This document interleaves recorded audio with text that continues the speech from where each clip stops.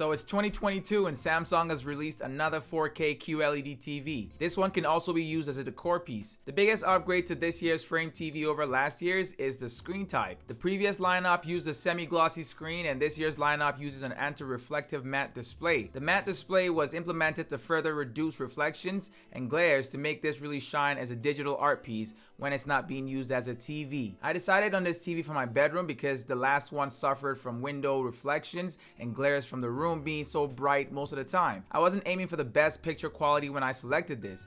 Instead, I was looking for a TV with an extremely small footprint that would work great as an art decor for my accent wall and also work well as a TV in a really bright room. It's not a cheap TV by any means, but paying that price can be justified if you have a solid reason for buying it, like using its art features. The 55-inch model with black bezels that I ordered cost me 2,100 Canadian dollars. A jump to the next size of 65 inches will cost an additional 700 to 800 Canadian dollars. The lineup ranges from 32 to 85 inches and there's also other bezel colors that can be selected to match different home decor styles. Just know that it'll cost you a significant amount to choose any other color other than the default black. Fortunately for me, I planned on mounting on a wall with a black and white wallpaper design, so the default bezel worked just great. The TV comes lightly packed.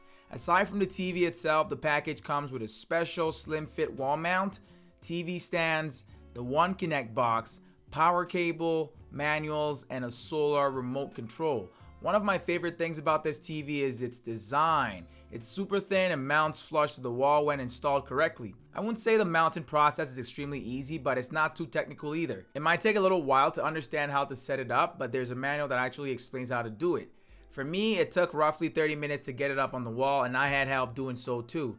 Just make sure you have a measuring tape and a leveler for accurate measurements so you don't end up with an off-balance placement. It's gonna look awful. There's a paper guide which helps in determining how wide you have to mount each plate for different TV sizes, and that's awesome that they provided that. Once the plates are mounted onto the wall, all that's left is the easy part, which is setting up the TV to be hung like you would a picture frame. Basically, you install two hooks on either side behind the TV and add some padding which comes in two different sizes. I use a thinner pad so the TV is more flush against the wall. The TV has no HDMI inputs or any other I/O ports built into it. I'm pretty sure that's done to maintain the slim fit frame design. Instead, you connect a single transparent cable between the TV and the provided One Connect box. The One Connect box is a little clunky device that houses all the HDMIs and other I/O ports for the TV. The transparent cable is quite long and very thin, and that makes it almost unnoticeable.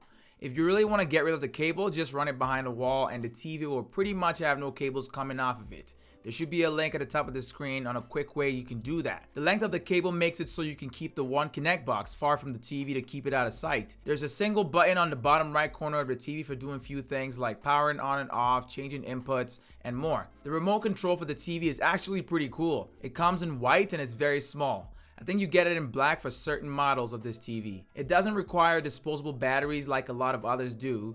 Instead, it's powered by a solar panel on the backside. Another reason why it's great to install a TV in bright rooms. You can also charge it using a USB-C cable. It's got some shortcut buttons to common streaming services like Disney Plus and Netflix. And the built-in mic gives you access to voice assistants like Google Assistant, Bixby, and Alexa. Hey Alexa, switch to HDMI 4. Okay.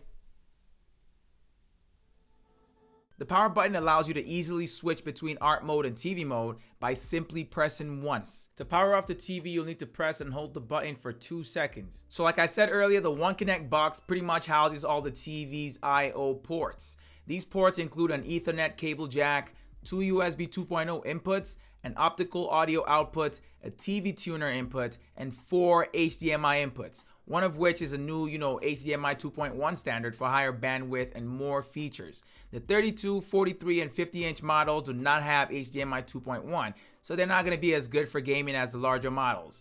HDMI 3 is the only one that supports ARC for high-quality audio pass-through. After mounting, the TV was pretty quick to set up. Nothing unlike most modern TVs nowadays. Once you're through all that, you're greeted with the Tizen Smart OS, which I'll admit looks clean and easy to navigate. There's one thing I noticed immediately which I didn't like very much at all. There are ads run across the Smart OS interface and there's no way to opt out. You can easily delete apps that you don't use, which frees up space on the TV. On the other hand, you can keep or add the ones that you use often on the homepage for quick access. Like other Samsung TVs made after 2016, This also has the Samsung TV Plus app for free streaming and on-demand content. I don't use it at all, but I'm pretty sure some of you out there would appreciate this app.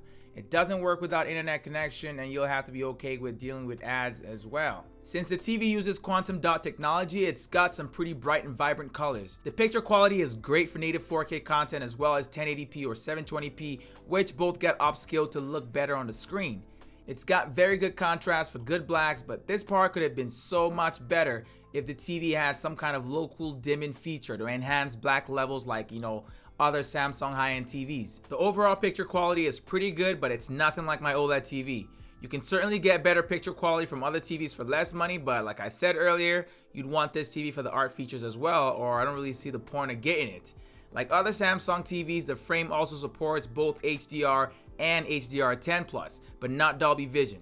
This means you'll be limited to HDR10 whenever you're viewing content from the majority of streaming services like Netflix or Disney+.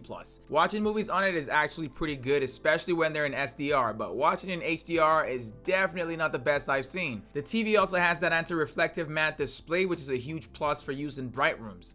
The viewing angles for the TV aren't the best by any means at all. They're quite narrow as a matter of fact, and this means that images look inaccurate as you move off to the sides. Essentially, things won't look the same off to the side as they would look when you're looking straight at it.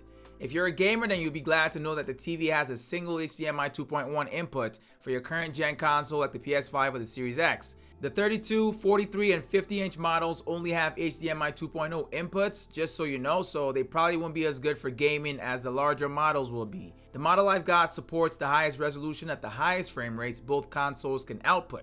So yeah, you can play at 4K and 120Hz with HDR, ALLM, and VRR all turned on. I tried out a few games on both the PS5 and the Series X, and to be honest, I was pretty impressed by the picture quality at 4K with HDR turned on. I also played at high frame rates, otherwise known as performance mode, in most games and turned on VRR to see how smooth games turned out, and I wasn't disappointed. Game mode allows you to game with the lowest input lag on the TV. Motion interpolation is another great gaming feature that can be enabled in game mode for smoother gameplay. The only thing with that though is that it increases the input lag, but not by enough to affect casual gamers. Essentially, this TV is pretty good for your, next gen gaming, if you're still calling it that. Now let's talk about why most people will actually want to get this TV.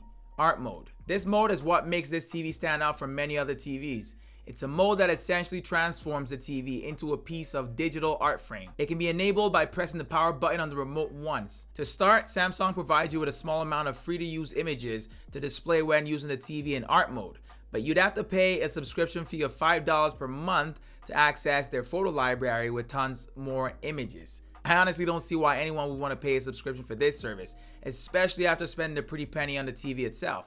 But if you've got the money to blow, go ahead and knock yourself out. For others like me, there's an alternative and I like it better. You can go ahead and import your own images to the art gallery using the USB drive or through the Smartthings app on your mobile device. One thing I would have loved for art mode is the ability to store all my photos on an external server or a USB drive and run art mode directly from them. We're pretty much limited to the onboard storage on the TV, which isn't that much of a big deal, but it would have been, a nice addition nonetheless. Art mode also has special features like sleep after, which turns off the TV if no motion is detected around the TV for a specified period of time. There's also night mode, which turns off the TV if no light is detected around the TV. Finally, motion detector turns the TV on if any motion is detected in its surrounding. You can also adjust the sensitivity settings for this between low, medium, or high. I've also found that art mode is better in the daytime than at night due to the brightness of the TV at both times. During the day, the TV reduces its brightness, which makes the art look more natural. At night, it increases its brightness so you can see the image more clearly,